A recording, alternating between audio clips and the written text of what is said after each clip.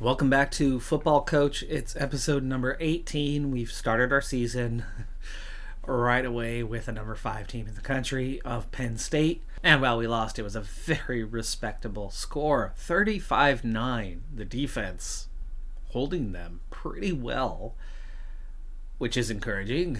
And the offense managing to put up some points. In theory, it looks like we managed 3 field goals, enough to drive the ball but not really finish off against a really strong defense. But 3 scoring drives and only given up 5 scoring drives on defense. Just they were all touchdowns versus only getting field goals.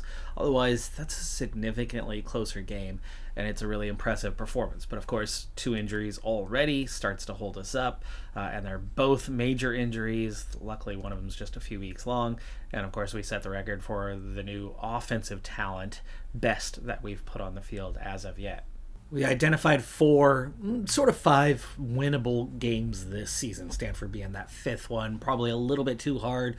The 4th one, also probably a little bit too hard, but probably the easier matchups and more favorable because we're at home, and that's Colorado. Unfortunately, it's the only one of the 4 that is at home, and the only one of the 5 that is at home. We're on the road for all of the more winnable games besides this one. This year, depth chart wise, true freshman, I don't have the juniors that are coming in without those red shirts because we didn't go after the junior college guys last year. We got a lot younger. We went after a whole lot of high school kids, or the transfers that we brought in were now redshirt freshmen for the most part, or maybe sophomores. So with a younger group, we've got a lot of younger guys in the lineup, but those younger guys in the lineup are not those true freshmen. Only one out of the entire depth chart is one that falls into good enough to be on a starting day roster. So that little change plus the couple injuries, those major injuries, so those guys are just out. Making those 3 little rotations is it. However, we're still putting our best foot forward for the 4 games that we've identified, and this is one of them. But Colorado won their last game, the opening one to the season, 49-0. I think we could actually get closer than that. I hope. Are they that good? They do have an 82 offense and an 80 defense, which for us is a pretty significant advantage for them. Oh, much better. Much better. Even closer than Penn State. Defensively, we hold them to just 24, 3 touchdowns, and a field goal. And then did the same thing we did against Penn State. Managed to get, in theory, 3 field goals. So 3 scoring drives to their 4. Just difference being there that a little bit stronger, a little bit better, and are able to put the ball in the end zone a little more frequently than we, so far this season, have had 6 scoring drives, all end in field goals. We'll look for better in the weeks to come. But this season, we have back-to-back. Look at that. We held Colorado to 113 yards in the air, which is a new record for us. Yeah, defense is definitely looking a lot better this season than last. Anyway, this season we have the unique feature of those 4 games are in back-to-back format. So we will go straight into our next opportunity to maybe secure a win, hoping to get one of them. I mean, if we can split in these 4 games each time, you got your 2 wins, right? Not that easy when we are the underdog for every game all season, despite the improvement that we have made. The league around us, where other conferences and teams are struggling more and more, and we're finding ourselves capable to compete with them. Our out-of-conference games continue to be the highest prestige teams and get those payouts because we need the long-term attribute growth of the program more than we need to secure the occasional win right now. We got to keep getting better, but our conference has gotten significantly stronger. So a weaker team like Colorado or Arizona State or Hawaii, they are all improved. So as much as we're getting better, so are they. So it's really hard to get those wins right now, the way our calendar is built. But we do have Arizona State next. We are a team very capable of getting a win this year. It's just a matter of when and if. Capable, yes, but likely not necessarily. We lose a close one on the road here to Arizona State, 37-27. Finally, the offense starts converting end zone appearances into touchdowns. It would appear by the math that we probably got 3 touchdowns and a couple of field goals this time. But defensively, a little bit tougher day. Arizona State does have a better offense than defense. It showed in the numbers. They were just a little bit ahead of us kind of across the board.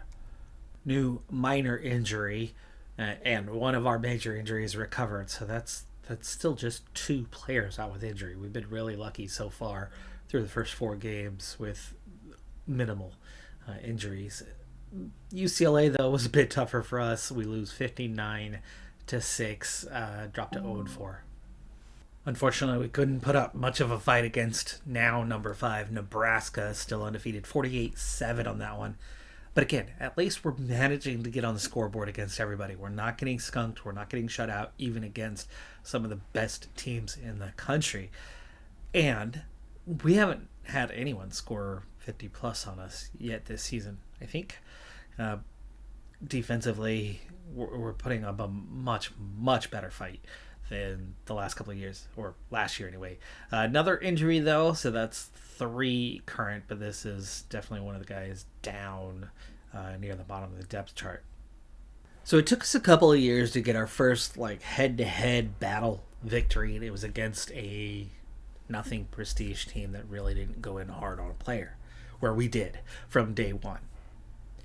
Over the next couple of seasons, we really still avoided getting into battles, and I think I might have won 1 or 2 more in a similar fashion. Last year, I got a little more involved in battles, but really strayed away from it for the most part. If I saw anyone come along with a healthy head start, I just stayed away. This season, I'm getting my hands a little dirtier in this phase of the year because I'm finding, thanks to the transfer system, there's a lot more out there that we can acquire that's at a somewhat better level. And it's already really obvious that, I'm going to get this guy. This safety, this 64 A- potential, he will sign. It might not be until signing day. It might be during the season. But we'll get him. And that's who I've been relying on. So being a little more aggressive for the, maybe we have a chance at the player scenarios. Why not? It doesn't complicate things much unless it pushes way, way back into the signing day and we lose them anyway on signing day and it takes up one of our offers used. So I'm staying away from the offers used a little bit, but you see this guy, there's no way we're gonna get him. He's opted for TCU. We came in already, it's only week 6.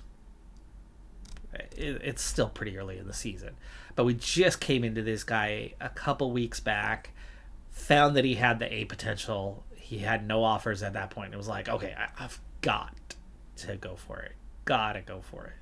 Well, we're 3,400 points behind TCU, and I don't think we have a shot at this battle. That one's going to fail. He's in a May commit soon, but we're going to see a big jump that could see us into the top 3, and with a visit scheduled for week 9, he'll stick around a little bit before he actually commits to them. But I don't think we're going to get much closer than maybe catching up to Houston if they, will we even catch up to them? I will definitely overtake whoever the Dallas team is. But this kicker, though, is a better example. 3 programs in after him, and it's the 2 big Northwest programs and us. We shouldn't have much of a shot at this kicker.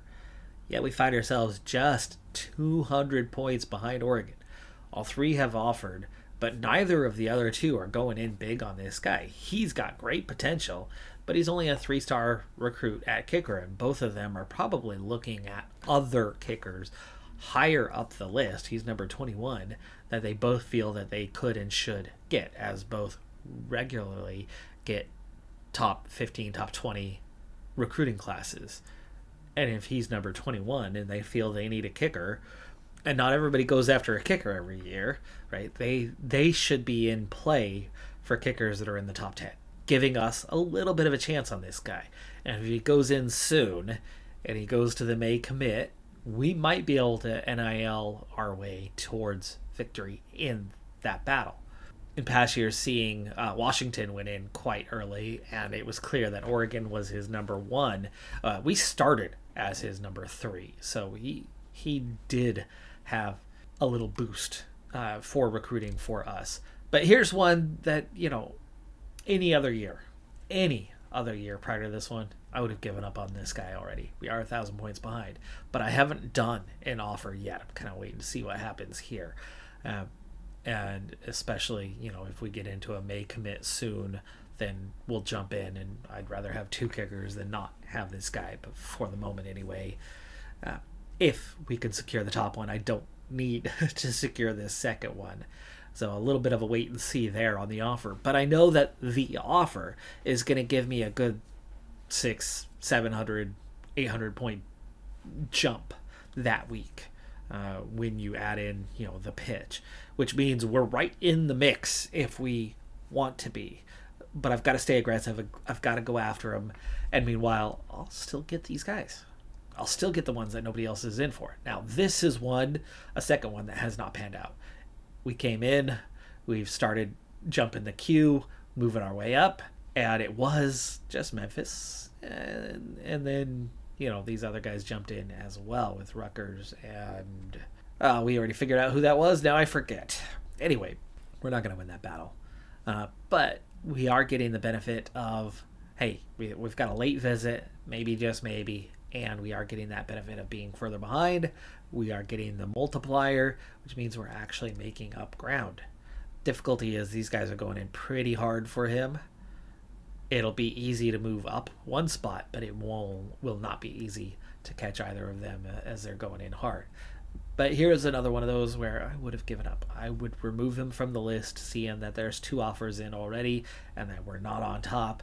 But for now, we're going to try and see if we can get 3 of those, 4 of those, 5 of those this season, or 1 of those this season. That in years past, I would have just simply let them go. And if we could secure 1 or 2 more of those better signings, 3 stars with potential and starting a little bit higher overall, right, that's going to start pushing our program to the next level. And why am I going for it? Well, because finally we find ourselves in, we've got okay facilities. Academics is a little bit okay. We can offer playing time. We can offer NILs here or there occasionally. And we certainly have that stadium atmosphere still. So there's a little bit of a recruiting pitch possibility. And likewise, the coaches matter. And now that those guys have leveled up at least a little bit, we have some better pitches available to us that gives us a chance. It's a chance. We've won some battles, so I figure, hey, it is possible. We might as well take that shot in the dark and go after a few of these and not just take the leftovers. The leftovers will still be there. I'm just working another angle finally. It's so nice to see us be competitive. But at the same time, we're still 0-6 halfway through the season. It would have been nice to have 1 win by now, 1-5, so you can go 1-5 down during the second half. It's going to put a lot of pressure to try to get those 2 wins. But competitive week after week after week is nice. 31-14, the loss here to Stanford. They're 4-2. We were on the road. We've got like 5 road games in a row here, and that was 3 of the 5 now. But we do incur a major injury, not helpful. 75 overall regular D lineman is definitely up there as, 3rd, 4th on the depth chart. but really low durability. So no surprise that he's picked up the injury, and that's going to leave him out for a while. That's going to happen until right towards the tail end of the season that we'll be getting him back in. The D-line has really taken some punishment this season. Marsh plays almost every down, but and we've been really lucky that he has not gotten hurt. He's got high durability, and yeah, so far things have worked out well for that matter. We need him to hold out for at least a couple more games with Hawaii up next to Arizona right after that. But our depth has really been called upon, and it falls away so quickly on who else is there, because we have 3 injuries in the D-line. 2 of them major, 1 of them minor, but it was to one of the guys that was lower down the depth chart anyway. And it's, well, he wasn't that low. He was, 71? And then you've got a 75 and a 76. So our number 2, our number 3, and our number 4 D linemen all going down with injuries, and 2 of them major, and 1 of them, yes, minor, but bad enough. And we're talking about 5 weeks, 3 weeks, 6 weeks left for those. So we're going to be without them at a very key time in our season. D-line really going to struggle to make stops. And we've already gone through one of our freshmen. He's played his 4 games, now has to redshirt.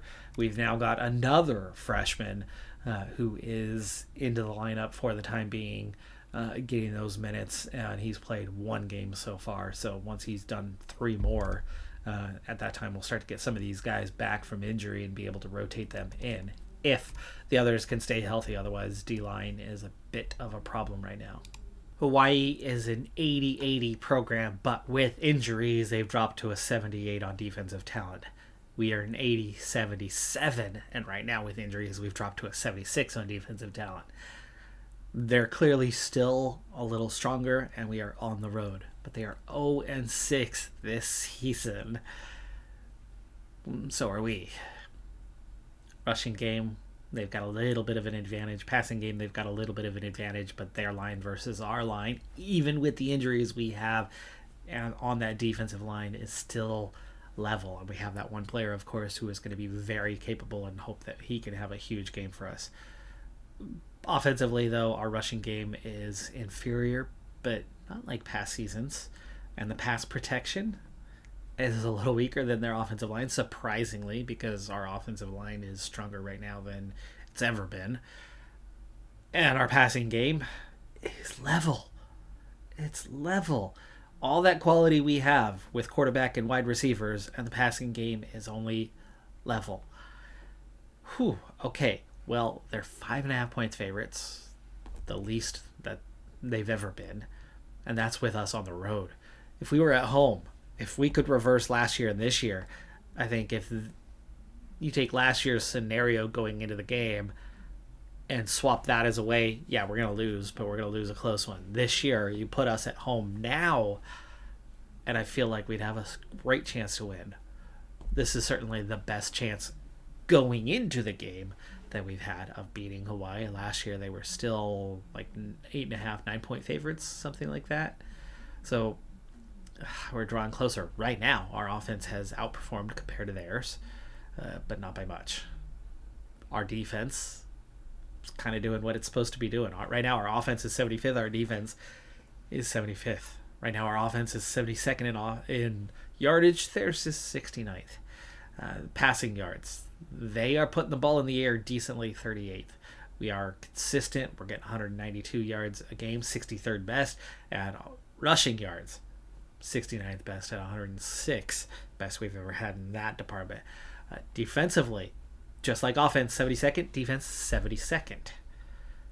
Passing yards is doing pretty well at 48th. A very similar number to theirs, so you figure that's going to be about right. 237, 238, neck and neck. The difference is that our rush game is going to help them get a little bit more. And both teams have their struggles. So something's got to give, right? Somebody's in for a better than average day. And the players to watch, it's a couple receivers for them. Very similar to where we're at in 84 and 83. Wide receiver, true sophomore, is their best player. Dang. Okay. We have a quarterback. quarterback right there at an 82. So they've got an 82. We've got an 83. Right now we have 1,200 yards. They've got 1,500. But yards per attempt is better for us than it is for them. 63% to his 50. We have 4 touchdowns to 3 interceptions. He's got 2 touchdowns to 9 interceptions and 16 sacks to our 10. Our quarterback is having a much better season, including on the ground. We're getting 6 yards a carry and 200 yards for the season already. They do have a top cornerback, so we'll be needing to go to our number 2 guy pretty often. Wow. Low potential, low durability. How is he healthy? The good thing is that's a lot of seniors. It's a lot of seniors. We only have 2 on our page, and then a couple juniors or a junior and a couple sophomores. That's it. They're worrying one though. That sophomore. Hopefully he transfers out because he wants to go to a winner. Oh, look at that injury report though. Look at that injury report. This could be something. This could absolutely be something. Please, oh please. $3 million on the line too to finally get this first victory against our rival. Just too bad that it's on the road. And we lose the coin toss, so we are going to receive the ball first. Let's see if we can start strong. Smash Diggs right off the bat with a first down. Flanker curl. No, that one goes backwards, but wide receiver smash. And then a fake screen wheel. Oh, it's an interception.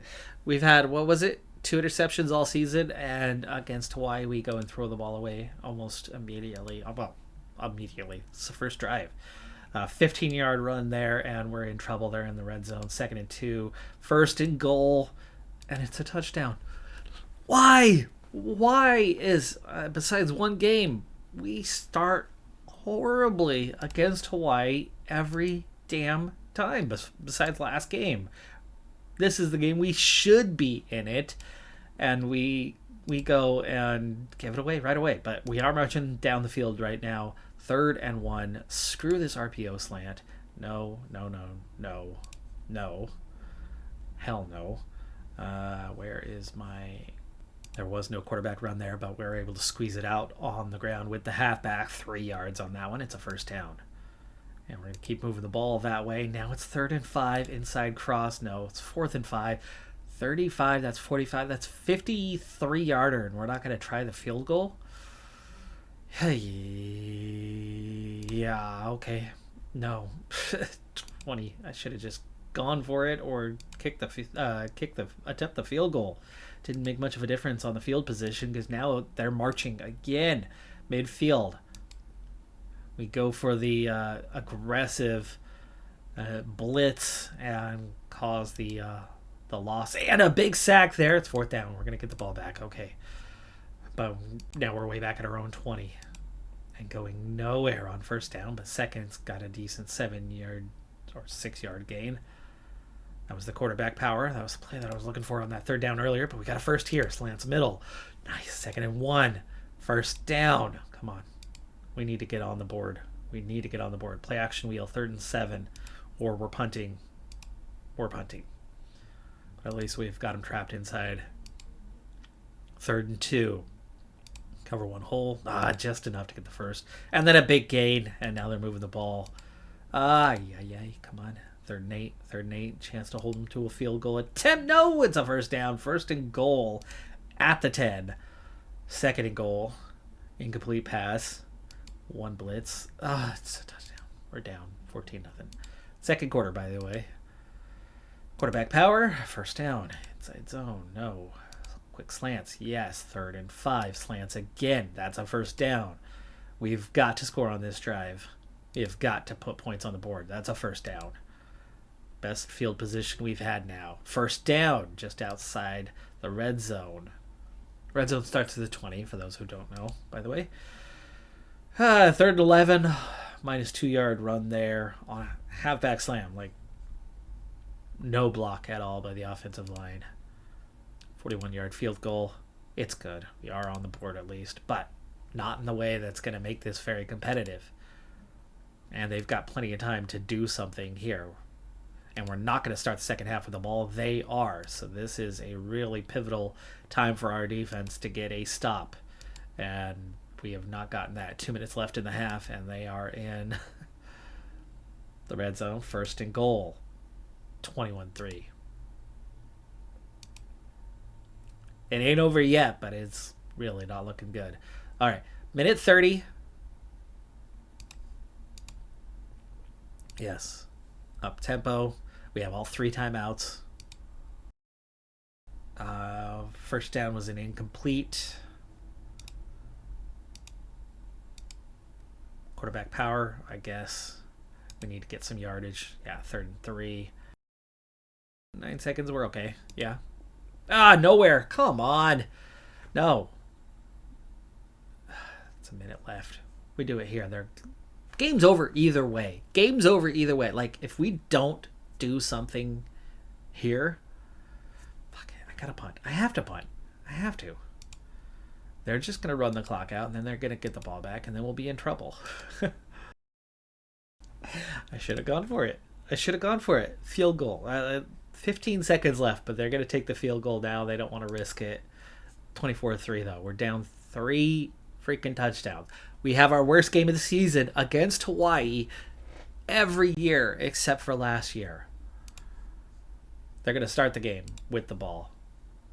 Final score 24-6. Second half, they don't get a single score. And we get 1 field goal. But Hawaii wins again. 400 yards for them, 264 for us. They kicked our ass. I don't know how we are so bad. So bad when it comes to going up against Hawaii.